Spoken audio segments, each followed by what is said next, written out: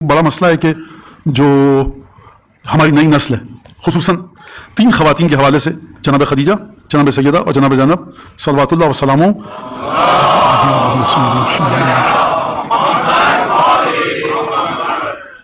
ایک سوال یہ آتا ہے کہ ان کی سیرت بچیاں کیا حاصل کریں ان سے اور کس طرح سے نمونہ عمل قرار دیں. 18 برس کی زندگی ہمیں کوئی ایسا مولانا سگنیفیکینس نظر نہیں آتی، اہمیت کوئی بڑی کہ وہ ٹھیک ہے عصمت کے مرحلے پر تھیں، خطبہ دیا، یہ سب عبادت صدقہ خیرات. لیکن آج کل جو ایک بچی ڈاکٹر بننا چاہتی ہے، جو ایک بچی فرض کیجیے کہ یونیورسٹی میں جانا چاہتی ہے، اکاؤنٹنگ اور مینجمنٹ اور نہ جانے کیا کیا پڑھنا چاہتی ہے، پھر جاب کرنا چاہتی ہے، تو وہ کس طرح سے کیا حاصل کرے. دیکھیے اس طرح کے موضوعات نہ ایسے ہوتے ہیں کہ آپ مولانا سے کہیں مولانا اس کا جواب دیں، یہ کلپ میں نہیں آ سکتا. اگر اتنا آپ کے دل کو دھڑکا ہے، اتنا چاؤ ہے، اتنی ہرس ہے اس مسئلے کو سیکھنے کی، تو باقاعدہ موضوع رکھیے. اور آپ موسمی ایک چیز آتی ہے نا، بی بی زینب کی شہادت آئی تو آپ مجھے اس کو کیسے لیں، ایسا نہیں ہے، نہیں ہو سکتا. ہم کسی پروفیسر خاتون کے بارے میں بات نہیں کر رہے، ہم کسی ذاکرہ عالمہ کی بات نہیں کر رہے. یہاں پیدا ہوں یہ شاگرد ہے، یہ ہوا، کتابیں لکھی. آپ بات کریں جناب زینب اس شخصیت کی جو کمال کے مرحلے پر تھی، 1400 برس پہلے تھی. اس شخصیت کو 1400 برس پچھلے ماضی سے لے کر کس طرح سے لایا جائے، کہاں پر ہماری بچوں کی شخصیت جڑتی ہے. پھر اس کے بعد ایک فقہی بحث آ جاتی ہے کہ دیکھیے وہ بی بی زینب باہر نہیں نکلتی تھی تو آپ باہر مت نکلیے. ایک استدلال یہ کہ دیکھیں بی بی زینب بھی باہر نکلیں، آپ سے باہر نکلیں. یہ بھی غلط، یہ بھی غلط. نہ اس کو علم فقہ علم نہ اس، دونوں نابلد اور جہالت کی بنیاد پر استدلال پیش کرتے ہیں. دونوں کا کوئی تعلق نہیں ہے ہماری فقہ سے. جناب زینب گھر سے، جناب سیدہ کبھی گھر سے باہر نہیں نکلی تو آپ بھی گھر میں ٹک کے بیٹھیے، کوئی اس کا فقہ سے تعلق نہیں ہے. جناب زینب دیکھیے کہاں دربار میں خطبہ یہ سب دیا، آپ بھی باہر نکلیے، کوئی تعلق نہیں ہے آج کی خاتون کی زندگی سے. خود توجہ کیجیے گا، آج کی خاتون کی زندگی میں جناب زینب، جناب خدیجہ اور جناب سیدہ کی زندگی کہاں پر آ کر رکتی ہے، یہ بڑا بحث طلب مرحلہ ہے. ایک چیز تو اچھا مولانا گھر پہ بیٹھے ہیں، بی بی کی طرح عبادت کریں، صدقہ خیرات نہیں. آپ ان چیزوں کو ہٹائیے. ایک جناب زینب کی، جناب سیدہ کی شخصیت میں، جناب زینب کی شخصیت میں ایک چیز ہے جو ویریبل نہیں ہے. جس زمانے میں بھی کوئی بھی خاتون ان صفات کے ساتھ آئے گی وہ بہترین خاتون ہوگی اس معاشرے کی. اب اس معاشرے میں واجب اور حرام، مکروہ اور مستحب کو دیکھ کر وہ خاتون کس طرح سے چلے گی. آپ کے اور میرے گھر کی خواتین ہیں توزیع مسائل کی پابند. آپ اس خاتون کے ساتھ اپنی بچیوں کو مکمل انداز سے، ایک ایک لفظ غور کیجیے گا، کہا کچھ جاتا ہے، سنا کچھ جاتا ہے، نقل کچھ ہوتا ہے. آپ اپنے گھر کی بچیوں اور خواتین کو مکمل انداز سے اس ہستی سے جوڑنا چاہتے ہیں کہ جو توزیع مسائل کے پیچھے نہیں چلتی، لوہا محفوظ کے پیچھے چلتی ہے.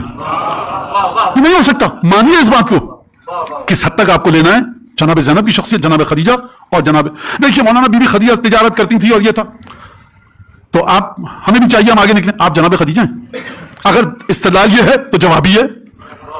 4 خواتین میں سے ایک ہے جن کو منتخب کیا، اور ایک اس بی بی کی بیٹی ہے، اور اس بی بی کا داماد کو دیکھیے، شوہر کو دیکھیے، اس کے پوتا نواسوں کو دیکھیے. ایک پوتا نواسا اگر اشارہ کر دے تو جناب خدیجہ کو جنت میں کیا کیا خدا دے گا کوئی نہیں سمجھ سکتا.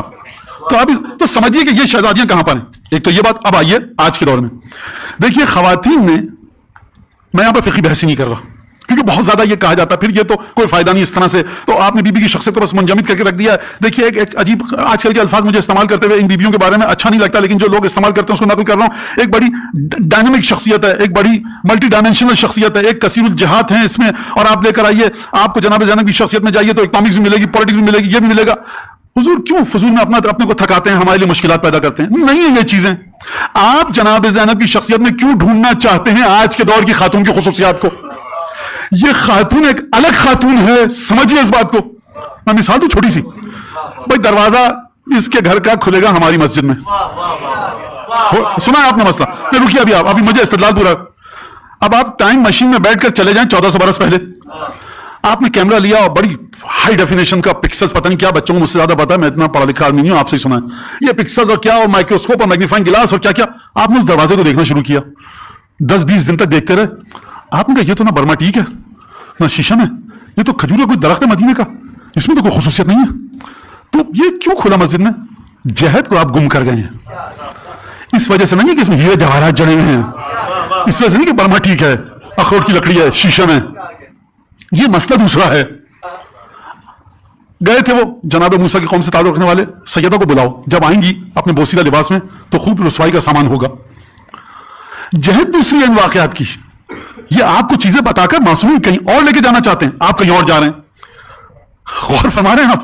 یہ جو قبلہ نما آپ نے رکھا یہ قبلے کی جہت کو دکھا رہا ہے. پرچون کی دکان یا روٹی کی دکان کو نہیں دکھا رہا, قبلے کی جہت کو دکھا رہا ہے. پرچون اور کریانے کی دکان کا پتہ آپ محلے میں کسی اور سے پوچھیے. یہ ایک اشارت گفتگو ہے, اس سے تفصیل میں نہیں جا سکتا, لیکن مجھے جلدی جلدی اس مرحلے کو طے کرنے دیجیے. خاتون کے کردار کو میں ذرا آپ کے سامنے پیش کروں. گھر ہے, خاتون ہے, اس کے بچے ہیں, شوہر ہے. یا شوہر دولت مند ہے, یا شوہر مفلس ہے, غریب ہے, یا نہ دولت مند ہے نہ مفلس ہے, بس خرچہ چل رہا ہے الحمدللہ, کسی کا محتاج نہیں ہے الحمدللہ. خدا آپ سب کو تمام محبان جناب زینب کو کسی کا محتاج نہ کرے خدا انشاءاللہ. یہی تین حالتیں ہیں. صحیح. اگر غریب ہے, جب یہ صبح گھر سے نکلتا ہے اور گھر میں آتا ہے تو غیر موجودگی میں بچوں کو کون دیکھ رہا ہے؟ ماں. غربت بچوں کے دل میں اعتراضات کو وجود میں لاتی ہے. خدا کے لیے یہ مت سمجھیے گا جناب زینب کی گفتگو کر رہا ہوں, یہ مت سمجھیے گا جناب سیدہ کے حوالے سے گفتگو کر رہا ہوں, یہ میں آج کل کے حوالے سے گفتگو کر رہا ہوں, پھر اس کے بعد مجھے جوڑنا ہے. جب یہ مفلس اور لاچار باپ گھر میں آتا ہے اور گھر سے جاتا ہے, اس دوران بچوں کے جو اعتراضات ہیں, ہمیں یہ چاہیے, ہمیں وہ چاہیے, یہ باپ کیا کرتا ہے؟ تو ماں کی بڑی خطیر ذمہ داری, جس طرح سے غربت کو باپ برداشت کر رہا ہے مال حلال کما کر, اس طرح سے اس باپ کی غربت کا بوجھ اس سے کہیں زیادہ یہ بیچاری ماں اٹھا رہی ہے اپنے کاندھوں پر. ہماری بچیاں اس بات کو دیکھیں کہ سوسائٹی کی تشکیل میں جو ان کی تربیت کا حصہ ہے وہ کہیں دائیں بائیں مشرق مغرب سے نہ لیں. آپ اپنی جہت کو سمجھیے کہ جو جہت آپ کو جناب سیدہ نے بیان فرمائی ہے آپ کے لیے, جو حدیثوں میں آپ کے لیے آئی ہے, یعنی آپ باپ کی کمیوں کو, نواقص کو, خامیوں کو, جو چیز اس میں کمزوریاں ہیں, بچوں کو باپ کے خلاف بغاوت سے آپ روکتی ہیں اور اس مرحلے پر لاتی ہیں باپ کا حق ادا کرنے کے سلسلے میں کہ جو رسول خدا نے فرمایا, جو ائمہ نے فرمایا. لہذا باپ اپنے بلبوتے پر اپنا احترام نہیں کروا سکتا جب تک کہ ماں اس کی غیر موجودگی میں بچوں کو احترام کرنا نہ سکھائے. اور اس کے بعد آپ آگے بڑھیے اور اس کے بعد جا کر دیکھیے آپ کہ کس طرح سے وہ اولادیں کہ جن کی مائیں مثبت ہیں, وہ اولادیں کہ جن کی ماں نے تربیت کی ان کی, جب یہ معاشرے میں آتے ہیں بڑے مثبت ذہن کے ساتھ آتے ہیں. خود توجہ کیجیے گا اس بات کے اوپر. اور ضرور بھیجیے بی بی کی بارگاہ میں بلند آواز سے.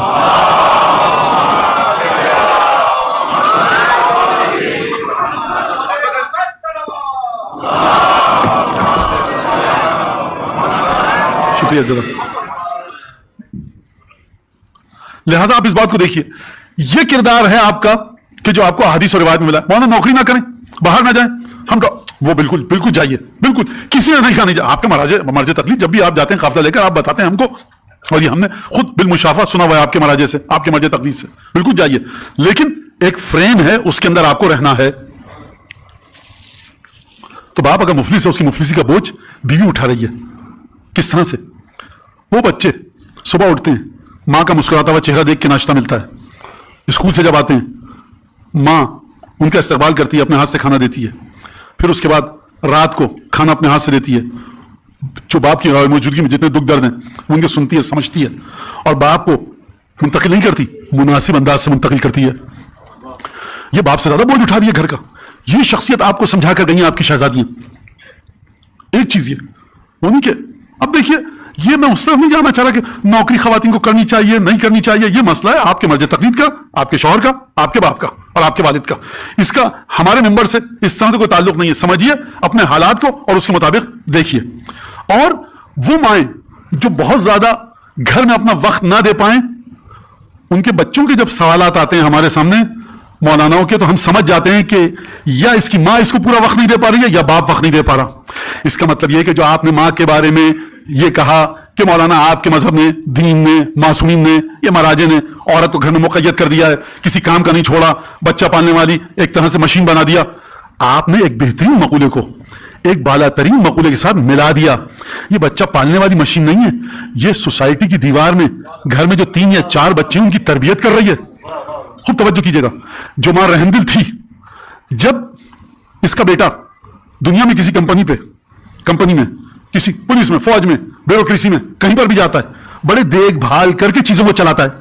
مجھے آپ یہ بتائیے کہ جو سادات جاتے تھے, عراق گئے اور تمام ہندوستان گئے, تو ان سادات کے سروں سے نور نکل رہا ہوتا تھا یا ان کی آنکھیں ہیرے کی ہوتی تھی؟ لوگ سمجھ جاتے تھے کہ واقعات بہت امام رضا علیہ السلام کے ائمہ کے بھائیوں کی بات کو.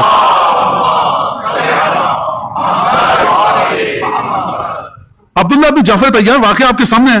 حضرت سبط اکبر کے پاؤں میں سوجن آ گئی, بڑے نواسے کے رسول خدا کے ترجمہ سبت اکبر کا. مولا ایک تیل بیچنے والا پاؤں کا ورم, مولا نے فرمایا جلدی جلدی بتاؤں. دیکھو اس کو جانا بتانا مت کہ ہم چاہ رہے ہیں ورنہ پیسے نہیں لے گا. اچھا امام حسن کو بھی پتا کہ تم جو کچھ بھی کر لو, یہ اس علاقے والے سب ہیں تو ہمارے محب, تو کب پیسے نہیں لے گا, وہ بتانا مت. عبداللہ جعفر طیار یہ کون ہے؟ پنجتن میں نہیں ہے, 12 اماموں میں نہیں ہے. جعفر طیار اپنے والد کی سطح پر بھی نہیں ہے یہ, لیکن جناب زینب کے شوہر نے بہرحال, اور وہ مرتبہ تو ہے لیکن نہ جناب امیر کے ساتھ, نہ جناب حسنین کی سطح پہ, نہ جناب جعفر طیار. جب گئے اس روغن بیچنے والے کے پاس, اس نے گفتگو طور طریقے سے دیکھ کر کہا تم کس کے لیے تیل خریدنے آئے ہو؟ اس کا مطلب ہے کہ اس گھرانے کا نوجوان اگر تیل لینے بھی جائے نا تو بتاتا ہے کہ میں اس گھرانے کا نہیں ہوں, اس گھرانے کا ہوں. تو آپ سمجھیے اس بات کو. حضرت مجتبیٰ گھوڑے پر سوار, حضرت مجتبیٰ سبت اکبر ایک خود اس شہزادے کی مظلومیت, بہرحال بڑے بھائی ہیں بی بی کے, تو میں 2 جملے کہوں. ایک عجیب شخصیت تھی امام مجتبیٰ کی, ایک ہیبت, ایک سیادت, اور واقعی ایک عجیب ہیبت تھی جناب امام مجتبیٰ کی. اور بڑا شاید صفحے کے صفحے کتابوں کی کتابیں کم ہو جائیں کہ جو اس شہزادے کو رسول خدا کی جانب سے تحفہ ملا تھا. عجیب شخصیت ہے. بہرحال کہتا دیکھا میں نے گھوڑے پر سوار نوجوان نورانی خوبصورت 40-38 سال کا یہ, اور گھوڑے پر سوار, میں نے جیسے دیکھا بڑا پیارا لگا, اس کی محبت دل میں اتر آئی. پوچھا کون ہے؟ جب تعارف کیا گیا تو نفرت ہو گئی. کیوں؟ کیونکہ والد سے نفرت تھی. دیکھیے اگر انسان کو آزاد چھوڑ دیا جائے تو بہت ہی قلیل لوگ ہوں گے جو اس گھرانے سے نفرت کریں. لہٰذا اس طرح کا گھرانہ ہے یہ. تو بات کہاں چل رہی تھی؟ غریب باپ ہے, اگر یہ آتا ہے میں نے آپ کو بتا دیا, امیر باپ ہے, دولت مند ہے, بہت دولت مند ہے. غربت اخراجات کو روک لیتی ہے. ماں سکھاتی ہے کہ فحاشی سے کام لو. دیکھو یہ باپ تمہارا نہیں کر سکتا کام, دیکھو اس پہ ضد مت کرنا. غور فرمانا, باپ کی کمیوں کو ماں اس کے بوجھ کو اپنے کاندھوں پر اٹھاتی ہے. اچھا باپ بہت دولت مند ہے, گھر میں آ رہا ہے, دولت آزادی لے کر آتی ہے. یہ 1000 روپے کی چیز ہے, 10,000 روپے کی ہمارے فرق ہی نہیں پڑتا, 10,000 کی 1 لاکھ کی ہمارے فرق ہی نہیں پڑتا.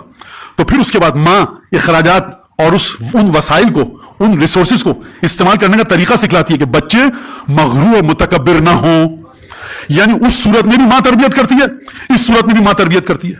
اور اگر اس مقام پر ہو کہ اپنی ضرورتیں پوری کر رہے ہیں تو تب تو بحث سے خارج ہے, آپ حضرات سمجھتے ہیں. تو ماں کن چیزوں کو لے کر سمجھتی ہے.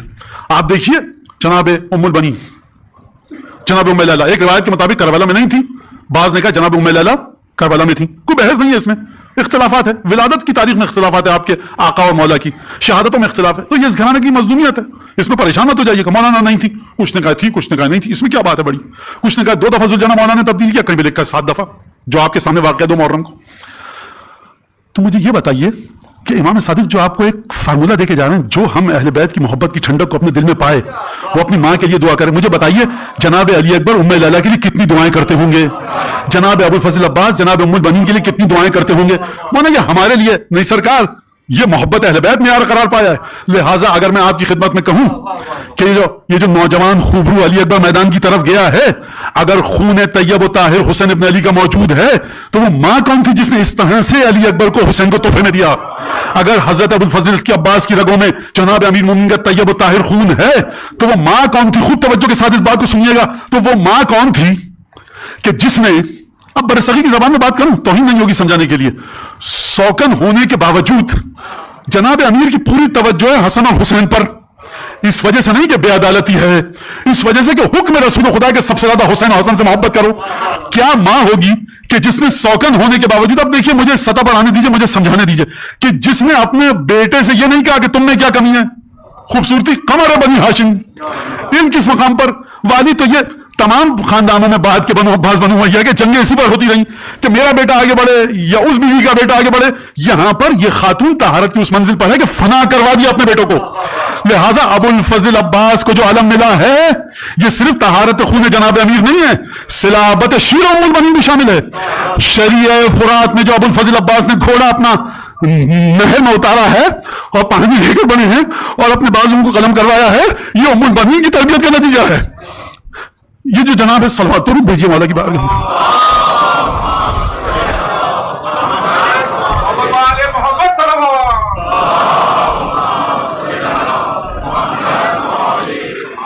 ان تمام ماؤں کا جن کا ذکر کیا, ان کی فضیلت ایک جملے میں بیان کروں, اپنے کو فنا کر کے اولاد ایسی تربیت کی جس پر امام وقت فخر کرے. یہ ہے اس مومن بچی کا کردار کہ جو فرش اعضا پر آئے.